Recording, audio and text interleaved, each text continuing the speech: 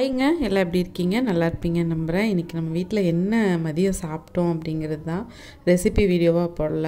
நல்லா இங்கே மழை பெஞ்சிட்டே இருக்கிறதுனால சூடாக ஏதாவது சாப்பிட்லான்னு தோணுச்சு. அதனால் லாலிபாப்பும் கொஞ்சம் விங்ஸும் கட் பண்ணி வாங்கிட்டு வந்திருந்தாங்க. அதை நான் மேரினேட் பண்ணி வச்சுருந்தேன் காலையிலேயே. அதை தான் பொரிச்சிட்டு ரசம் நல்லா ஒரு பெப்பர் நிறைய போட்டு மிளகு ரசம் தான் வச்சுருந்தோம். சுட சுட சாதம், மிளகு ரசம், இந்த லாலிபாப். அப்புறம் இது நாங்கள் சாப்பிட்றதுக்கு எடுத்ததுக்கப்புறம் தான் அந்த விங்ஸ் போட்டு தரணும் அப்படின்னு சொல்லி விட்றாங்கள. அதனால் திருப்பி விங்ஸ் கொஞ்சம் போட்டு பொரிச்சிட்டு எல்லாம் வச்சு தான் சாப்பிட்டது தான் இன்றைக்கி.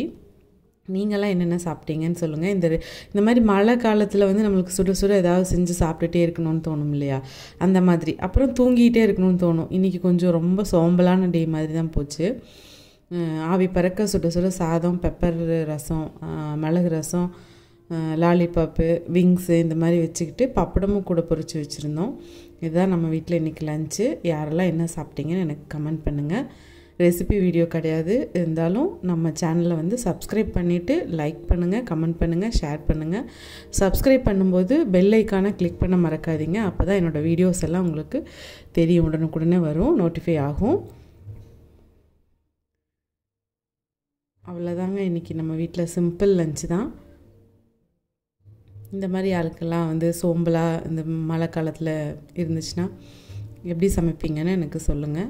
நம்ம சேனலை சப்ஸ்கிரைப் பண்ண மறக்காதீங்க. உங்கள் சப்போர்ட் எனக்கு ரொம்ப தேவை. என்னன்னு தெரிலங்க, கடலை எண்ணெயில் வந்து பொரிக்க ஆரம்பிச்சிட்டேன். அதனாலேயே என்னென்னு தெரில, அப்படி கொஞ்சம் நுரக்கட்ட ஆரம்பிச்சிருச்சு. அப்புறம் கொஞ்சம் நேரத்தில் சரியாயிடுச்சு. இது விங்ஸ் தான் அந்த மாதிரி கொஞ்சம் போட்டுட்டு எடுத்துகிட்டு இருந்தேன். விங்ஸ்லேயும் கொஞ்சம் லாலிபாப் மாதிரி தான் கட் பண்ணியிருந்தாங்க. சரி அப்படின்னு சொல்லிட்டு அதுதான் பண்ணியிருந்தோம். கண்டிப்பாக நாளைக்கு இதை விட நல்ல ஒரு ரெசிபி வீடியோவோடு உங்களை நான் சந்திக்கிறேன். அது வரைக்கும் உங்கள் எல்லாத்துக்கிட்டையும் டாடா. Thanks for வாட்சிங்க. நம்ம வீடியோஸ்க்கு கண்டிப்பாக தொடர்ந்து சப்போர்ட் பண்ணிகிட்டே இருங்க. ஒன்ஸ் அகெயின் தேங்க்ஸ் ஃபார் வாட்சிங். டாடா.